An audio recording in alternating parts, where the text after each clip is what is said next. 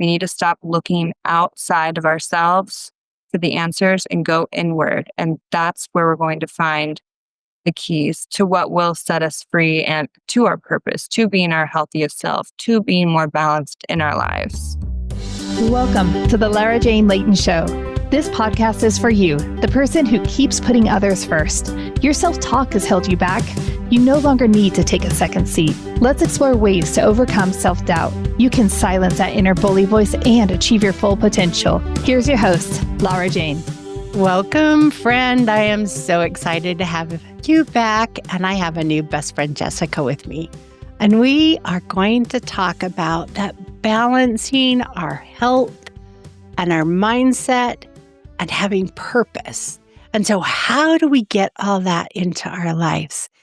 And some of this was triggered through going through some health issues and having to get a better mindset and to start loving ourselves and to find that healthy balance of when can health be important to us.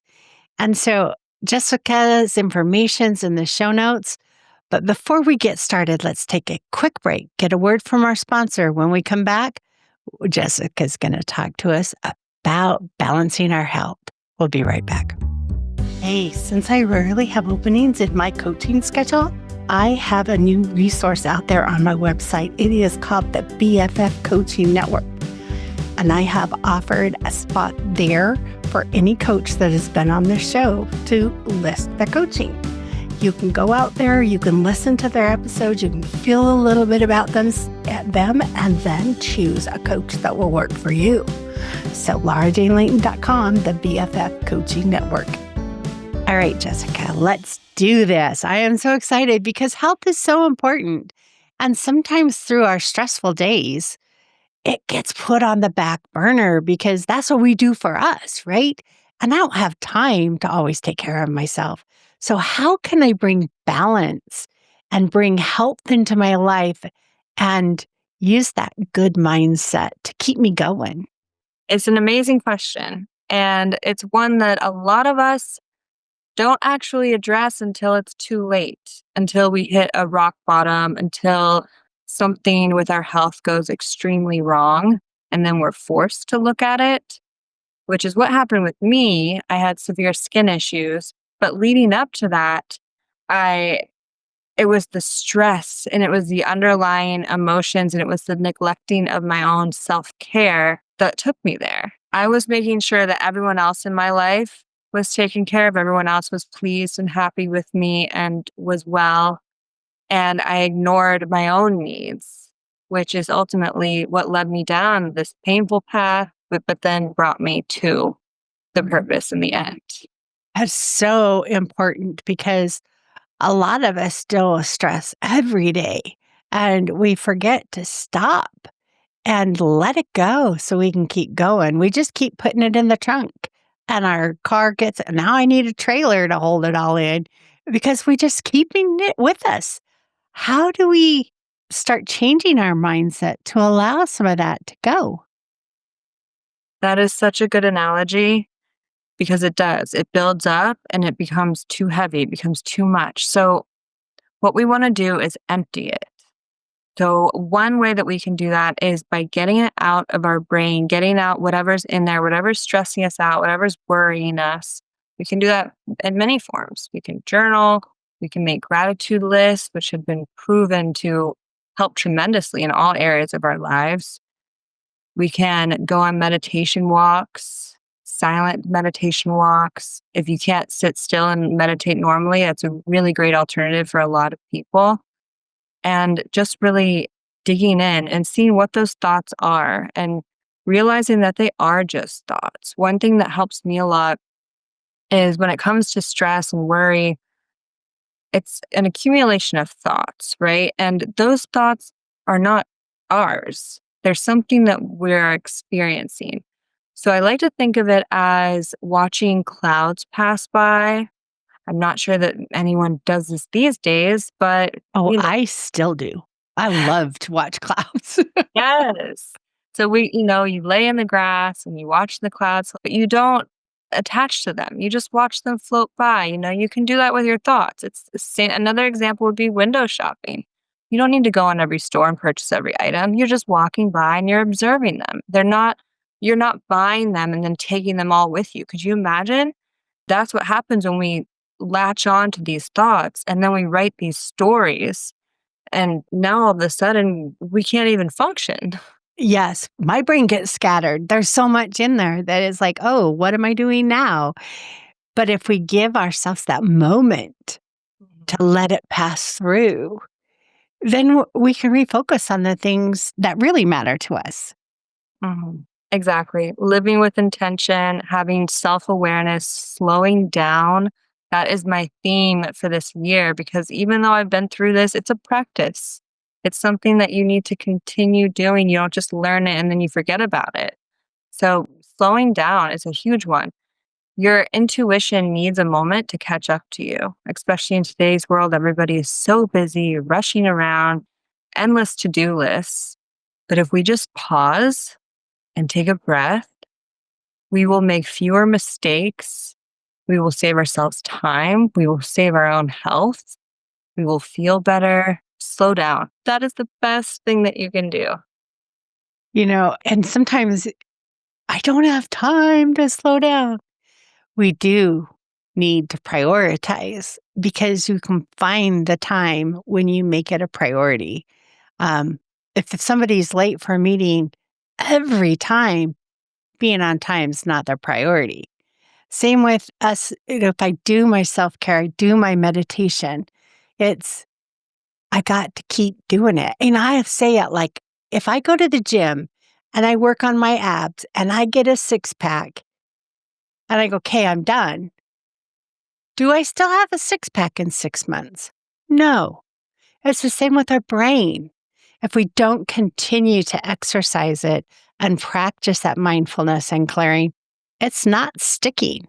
And I wish it did because it'd make a lot less to do. But at the same time, those are my gratitude moments when I really feel like I'm finally doing something for me and not everybody else. How did Yeah. you find time for you? What did you do? I was forced to, unfortunately. When I didn't address my own needs, they showed up on my skin physically, and I had to go to doctors. I had to figure out what's going on in my body. What you don't find out through doctors is the root cause normally, depending on what type of doctor you're visiting. But I went to many, and I ultimately needed to do some research and find out for myself that the root cause is honestly the same for everybody. So it may show up differently in a physical form, but underneath that, the stress is going to be coming from guilt and shame and frustration and anger and all of these things that go unaddressed that get buried inside of us. And with each day or each time that we feel one of these things, it just, like you said with your analogy, that the car gets full. It's so much until it bubbles up and it shows up in knee pain or back pain, or for me, acne and eczema. And there's different routes to heal, but ultimately what you're doing is you're getting down to those emotions and you're releasing them and you're letting them go. That is the key thing that we all need to be doing here. It's a good point because I like my symptoms being treated. I have a headache. I'm going to kill the pain. But unless I get to the root cause of what's causing that headache or what's causing the skin to erupt or what's causing my stomach to not digest, unless we get to the root cause, we're not going to be able to make it not happen over and over and over again. But a symptom, yeah, I can take a Tums or an aspirin. I can stop the symptoms, but there it's coming back unless I stop that thing that's causing it. And so dialing into it, does it take a lot of experimenting? Did you have to experiment with a lot of different things for that root cause? Or did you find out, for you, was it just self-talk? I like what you're saying about, essentially what you're saying is a quick fix, which is, we all love that, right? it's a Band-Aid fix. It's something that will temporarily take the pain away. But that's what we need to be aware of. And maybe we need to do that one day because we're rushing around. We have family to take care of. We have dinner to make. We have mouths to feed and all of these things that we need to get done for the day. So we can't address the root cause of our headache today. And that's fine. That's fine. But when you do have a moment, you need to take note. Okay, I was feeling this way earlier. Where did that come from? What happened yesterday or what happened in the last week or the last month that this is causing this reaction in my body?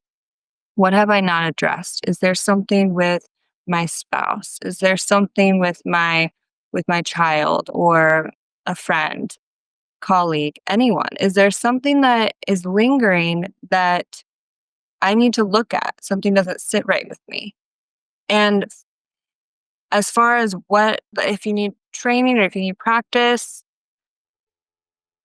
no, I would honestly say you need to listen to your body. There are a lot of really great books and people who talk about this in their own ways, in their own languages, so that anyone can really understand. It's just who calls out to you and what makes the most sense to you. That's the route you want to take because there's so many ways to heal and so many ways to address it. But the one that's going to work is the one that resonates with you the most. And for me, I did all kinds of practices. I did the journaling, I did the meditating, I did the gratitude lists. Gosh, I did all types of research and read 100 books. And I didn't do all these things at the same time. I really experiment and dip my toes in. Speaking of dipping your toes in, go to the ocean, go to some type of body of water. Water is extremely healing. Nature is extremely healing. So spending time with nature, connecting with it, putting your feet on the earth, putting our bodies in a healing atmosphere that is calming does more for us than I think we are aware of still. So those are just a few of the things that we can start with. I used to think I had a bladder infection over and over. Doctor would always tell me no. It's like, yeah, I got something. So I started doing a food journal. Just what is it that I'm eating before this is happening? And I found out that if I eat mint, I get an irritated bladder that feels just like a bladder infection. So now I can avoid that feeling. It might, I'm not saying, hey, everybody stop eating mint, because that's not going to be for everybody. So we have our own personal experiment because we are different. We have different mindsets, and finding how we narrow down to our root cause is important. And you can always ask for help and suggestions, but it's still your journey. Yes. Ooh, how much time do we have? Can we dive into nutrition? Uh, Let's do it. that that was my favorite and my go-to route that probably helped me the most. I don't like to say specific things because like you're saying, you don't want to tell people, "Oh, don't eat mint because mint did this to me." Every single body is different. For a long time, I would tell people, exactly what to eat. Don't eat these foods, eat these foods. Because if you have what I have, then you need to eat the way that I'm eating in order to get the results I got. And that's not necessarily true. We all have different genetics. We all have different pathogens and bugs and bacteria in our body. We need to starve some, we need to feed others. And of course, in today's world, there is so much wrong with our food and with our nutrition that we can easily say to avoid processed foods or, sodas and things like that. But as far as, don't eat lettuce or don't eat carrots, things like that, that's going to be completely bio individual.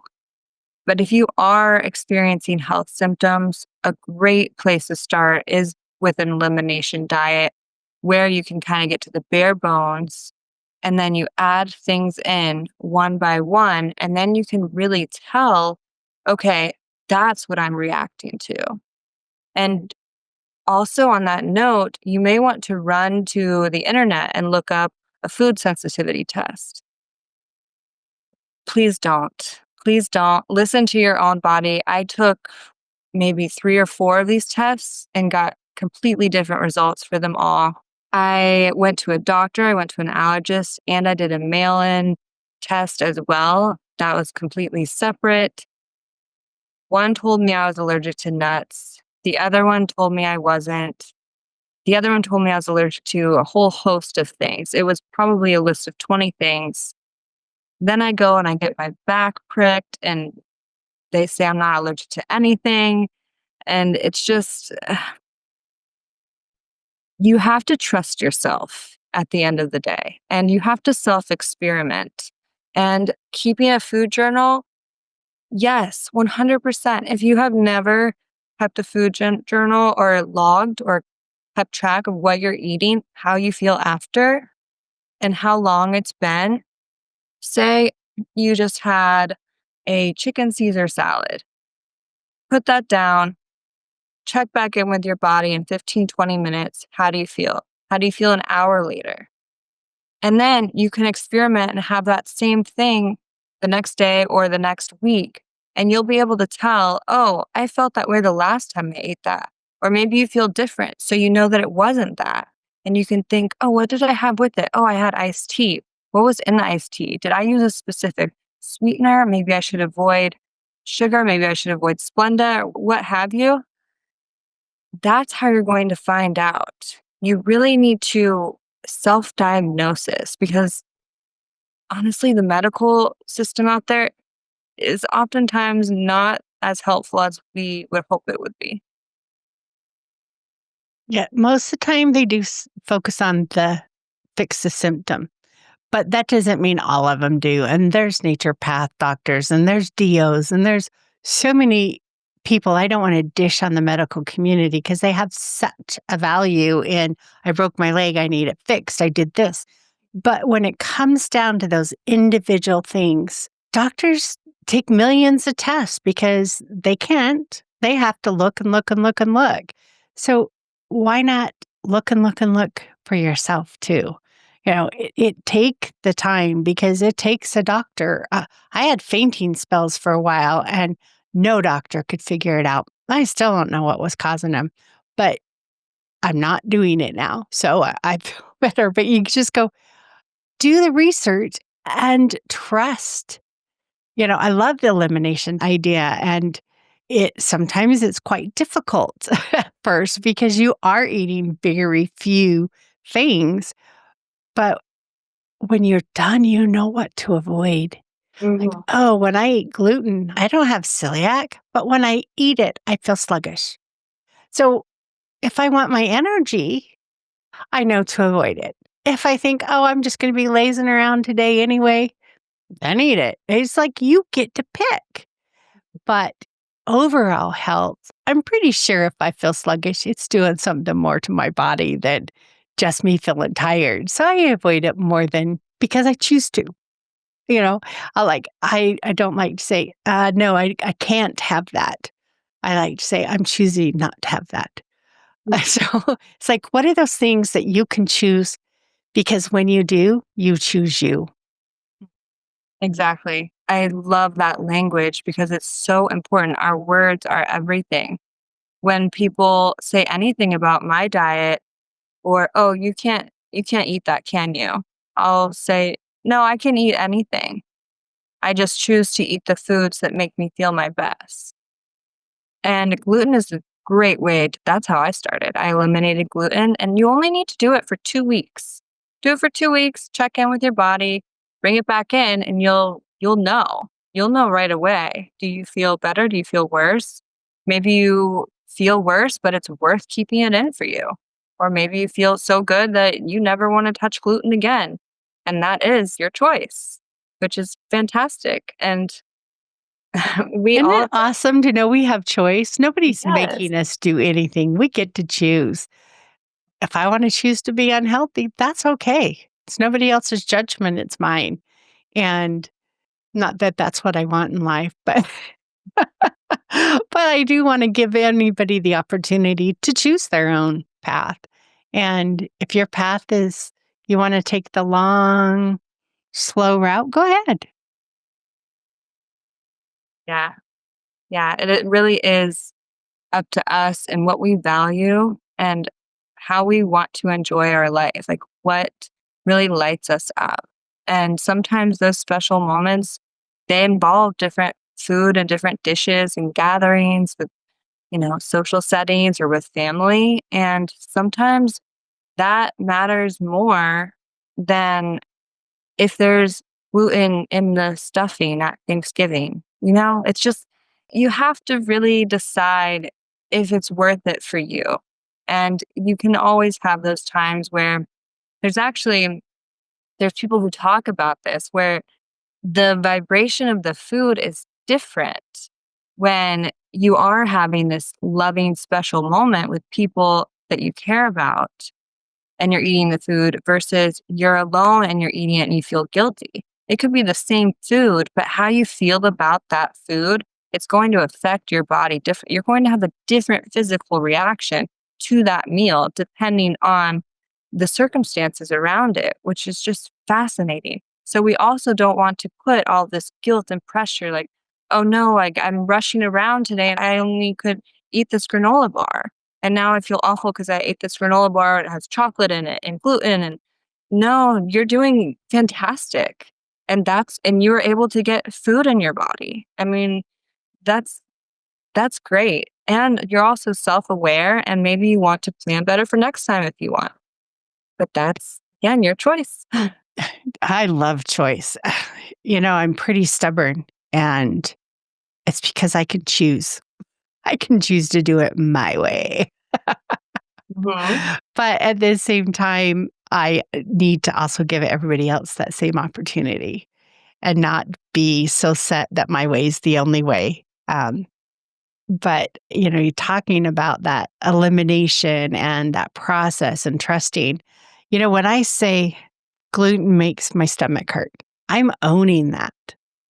It is a fact because I just owned it. Where I could say, sometimes my stomach responds in this way when I eat this. So I'm choosing to avoid it. And when you were talking about that loving relationship, and not that guilt relationship, how much better things are for you. But it's just that guilt itself. Oh, shoot, I shouldn't be eating this. For why? Who said? Did you choose that?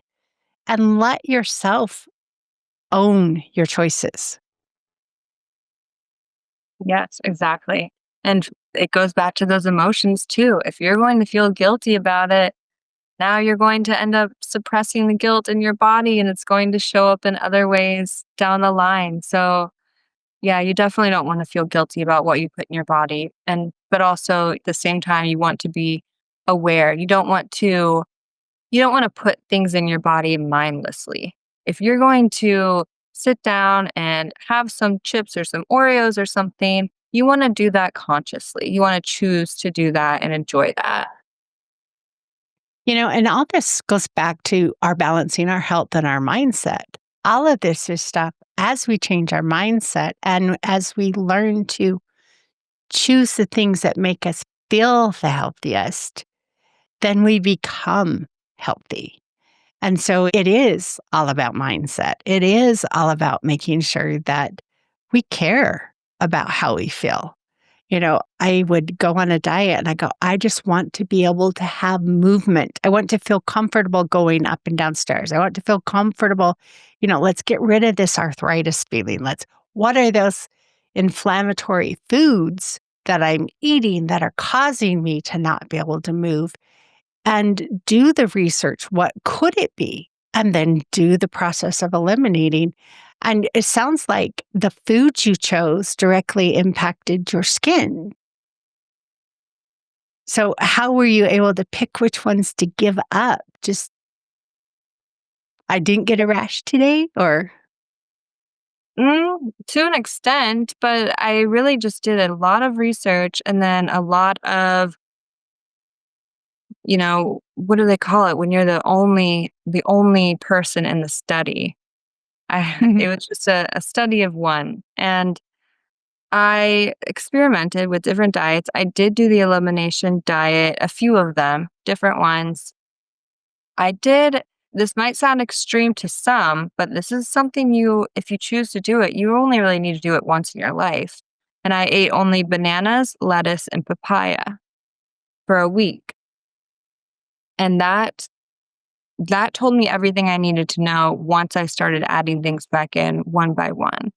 And I was able to see what's affecting me, what's not, what's affecting me a little bit, what's affecting me a lot, what do I want to leave out completely, what am I okay, what can I handle a little bit of?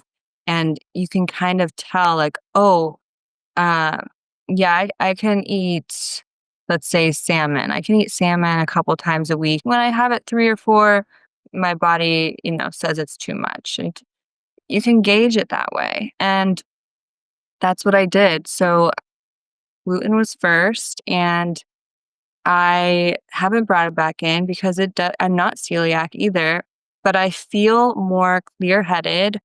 I'm able to do more.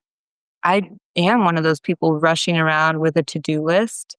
I have, family, I have friends, I have a significant other, and I have work, and I have other work. And it's like, you want to feel your best because you don't want to age and have the arthritis. Like you're saying, you want to be able to keep up with your life and with the people in your life that you love. And at least me, I shouldn't speak for everyone, but that's my why behind the way that I eat and why I've chosen to give up certain foods. And I shouldn't even say give up. See, there's the language. That's why I choose not to eat certain foods, because I feel so good when I don't. I love how you catch yourself midstream. I do the same thing. It's like, wait, reword that. I want to bring the power in, not shut the gate and like everything. So it's okay to change mid sentence because that's where we learn. So Mhm. I love it. Thank you for doing that. What about the mindset? We've talked a lot about health, and it's what we eat. Our mindset's what we're choosing. Is there more to the mindset than just saying I choose instead of I have to? I like that one. I get to versus I have to. That's really great. Yeah, I mean, mindset is everything. We're creating our reality with every word we say, every move that we make. Everything starts in the mind. And one thing I dove deeper on it last year. I did an NLP practitioner certification, which is something Tony Robbins teaches a lot of, and it's rewiring of the subconscious mind. So your mindset, I mean, we're operating, I think I want to say 90%, around 90% from our subconscious. So we're on autopilot most of the day. And we want to rewire that subconscious because a lot of that stuff we learned before we were 8 years old. It's from our childhood. It expired. It's no longer going to benefit the future version of us or the person we are today. So we can't talk about mindset without talking about our childhood and the programming that happened when we were younger. So we can look at that. We can become more aware of ourselves and our actions and our words. We start there because I can guarantee you we're not aware of most of it as we go throughout our days. So that's where, going back to slowing down, that helps with the self awareness. That will help us pinpoint the subconscious programming. And then the more that we can recognize it, the more that we can rewire it and decide it's just like catching ourselves. I'm going off on a side street and then I'll come back. But it's just like catching ourselves when we're speaking. That's exactly what it is, to rewire our mindset. It's choosing the right words because we know we're manifesting and we're speaking things into existence. And we've been doing that our whole lives. We do it every single day. So it's catching that, and it's making sure that what we're saying and the way that we're acting it aligns with what we actually want. And I agree with you. And I kind of keep thinking about that child and that 8-year-old and all the programming that goes into that child. What you eat, when you go to bed, when you wake up, when you go to school, when you do these things. But everything you're learning in that time is how to be a child Mm. and how to get your parents' positive attention, how to get your parents' negative attention, you are learning consequences, but you're not learning how to be an adult. And then when we hold on to those beliefs that we learned as a young child, you got to remember, you don't have to, but you can choose to remember that I was being raised how to be a child. How do we raise now ourselves to be an adult? And that's that experiment, that mindset change, that allowing yourself to be different. You could have been a fish in a bird family and you were laughed at and ridiculed because you couldn't fly and you just liked swimming. You're now okay to be the swimmer. You're an adult now. You're not that kid that has to do everything their parents said. And yes, we can please them. But when you break free from that, you then now have that ability to choose your life and to raise yourself as an adult. We're no longer children having to please our parents. We are now people trying to make ourselves a purpose in life. Mhm.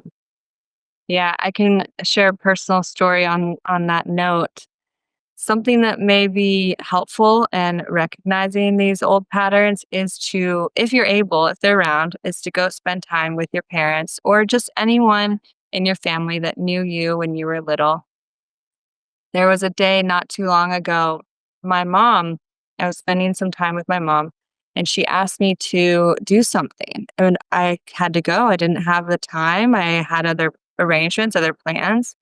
And she was very adamant. She's like, "Oh, come on." She's like, "Come on, be nice. Be nice." I thought, I wonder if how long in my life I thought I connected doing what someone else wants me to do makes me nice. So if I would have said, okay, yes, like because I want to be nice, I'm going to do what you're asking me to do. I wonder how long I held on to that. I mean, it could have been up until that day. Maybe I'm just now becoming aware of it. And that's how some of these things work. Um, but it's really great to be able to see that, to, grow up and then realize, wow. And it's just so simple. I mean, I love my mom to death. She's like my best friend, and she doesn't mean any harm by that at all. But you can see where the connection could happen. Hmm. Yeah, I mean, so much. It's like, and my brain goes that little bit deeper of, Mom, I have commitments. Could you be nice and let me go? Yeah. You right now, because you're not honoring my commitments, who's the one not being nice? And it's like, not that I want to dish on a mother or a parent, but turn it around. When we start saying, oh, he's being so selfish, now who's the one that really wants something that you are now the one that's being selfish because you are wanting what they have or what they can do.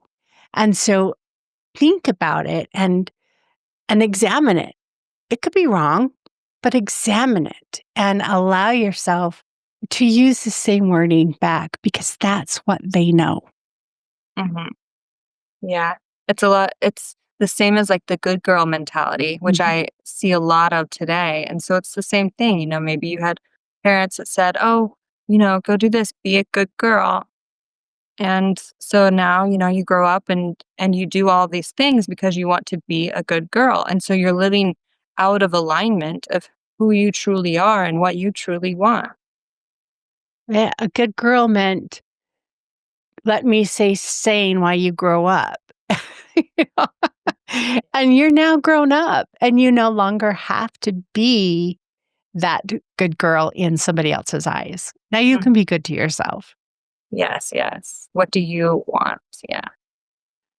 Even though we've kind of gone all over the board, it's still right back to these are the things that hold us back from being our healthiest and happiest. That's the mindset as you allow yourself to grow, as you allow yourself to become yourself and not the child that is trying to please other people. When we allow ourselves those steps, we gain peace of mind, less stress, healthier body. It just goes through your whole life. And how wonderful is that? That you now can think for yourself and not have to please out of, because that's what I'm supposed to do. I still like to help people, but I now do it because that's what I want, not because I'm expecting anything in return. Yeah. Yeah, exactly. And it's all about the root. It's all about getting to the core, the center of it. So when with the mindset, it's the subconscious programming. It's the deep programming. And with the emotions that we need to release, that's what it is. So what I mean to say is with the physical ailments, with the stress, with the worry, that is coming from the deep rooted suppressed emotions. So everything we need to go inward. We need to stop looking outside of ourselves for the answers and go inward. And that's where we're going to find the keys to what will set us free and to our purpose, to being our healthiest self, to being more balanced in our lives. I love balance. And sometimes when you use that word, we use it in the sense of, I want to make sure I can stand upright without all the pulling and pushing and, that I'm congruent, I'm solid in where I'm at. But sometimes we look at it as the old scales that you put a pound over here and you had to get a pound over here. When it was equal, then you were in balance. And I want to make sure that as you are balancing your life, if you could integrate those two scales into one, you're now in alignment. You don't have to give and take. You can be centered. And sometimes it's like, oh, I got to quit working so much. Well, how do I integrate those things so I'm not so focused on not working? I now can focus on, I've used this example several times when my husband and I first got married. It used to floor me that we'd go out on a date and all of a sudden we were driving by jobs. And I was like, man, I thought we were on a date. But when I had the mindset change of, you know what, we're out and about anyway. Why not check it on it? Why not see if things are progressing while you're not been around? And it became fun. So there was a time when I resisted it, but I appreciate him now for knowing how to not just leave me at home because he's going to go drive by a job. We get to be together. We get to do things together. And I think some of it's just making sure you can integrate things together. Well, how fun was going to work with your dad or mom when you were a kid? And that was them spending time with you. And they didn't have to, but they integrated the two together. So how can we integrate some of the things that we feel like are out of alignment? A great question. And it doesn't have an answer unless you want to come up with it. We can just go on to something else. I'm open to receiving an answer. I like to see what comes through sometimes. And I can also speak to my own life as far as what I do to stay in alignment, to stay balanced, because I am juggling a lot of things on any given day. But the thing is I switch gears a lot, which helps. I'm not one that can look at a screen for 8 hours straight. So what helps me stay sane and balanced is to get up and move around, change my energy. Make sure I'm drinking water. I'm nurturing myself, nourishing myself, and moving my body, also sitting still, but I'm not doing one thing for too long. And that's what a lot of people will get stuck in this work life balance or say, that there is no such thing and people become very obsessed with work, and that's okay. But I think in the end, nature balances itself out. So whether you are trying to or not, it's going to happen. That nature has a way of making sure everything is in balance. So it will slow you down when it has to if you don't do it yourself. So a great way I find is to make sure that you're tuned into your body and you're moving it and you're also pausing and you're everything that we've gone over so far.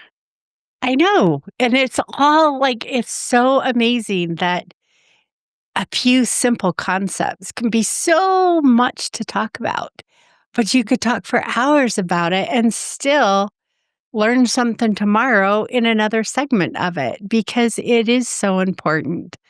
So, Jessica, let's wind down. Tell our friend a little bit about you, what you do, and then what's that one thing they could do this week to help their mindset? My name is Jessica Vitale. I am a holistic health coach, but I focus on nutrition and I mainly help women who are in their 20s, 30s, 40s. And I also have a podcast, which I hope to reach many people with health, involving holistic health and spirituality as well. I think it's all connected. You know what? I'm going to share a practical tip the way that I would do it because I am also that busy person that's listening. And the only way sometimes that I will get this time is if I schedule it. So you're making your list of everything else. You have every minute planned out. You have to be out the door at 3:04. You have to have dinner on at 6:11. Probably have it down to the minute, and you probably don't think you have a minute to spare for yourself. So schedule it. Schedule it and treat it just like you would a doctor's appointment or a meeting. It's a meeting with yourself, and it's the most important one in your day. I would honestly silence your phone. I would not be available for anyone during that time and prioritize it because it's going to strengthen every other area of your life. So blocking out that time for yourself. And that's the way I do it too. I don't have to. I choose to get it on my calendar so it doesn't get forgotten. So I agree. Let's do that. Schedule yourself some time this week. If you need an hour, if you need 5 minutes, get it on the schedule. Make sure that you take care of you. Thank you, Jessica, for joining us today. It has been my pleasure to have a new best friend that has such amazing insight on health and wellness and mindset. I think is such critical for all of us to learn. So thank you for joining. And I am not a licensed medical or mental professional, and neither is Jessica. We are here for entertainment, here to help you smooth out your path and to wherever you are going. So stay tuned for the next episode. Are you tired of waking up exhausted? You are not alone. If you're looking to take your life back, let's start with the simple step of adjusting your self-talk. Stay tuned for the next episode with your host, Laura Jane. Remember to follow the show so you don't miss the next simple step that you can use to feel more confident. And please leave an honest review.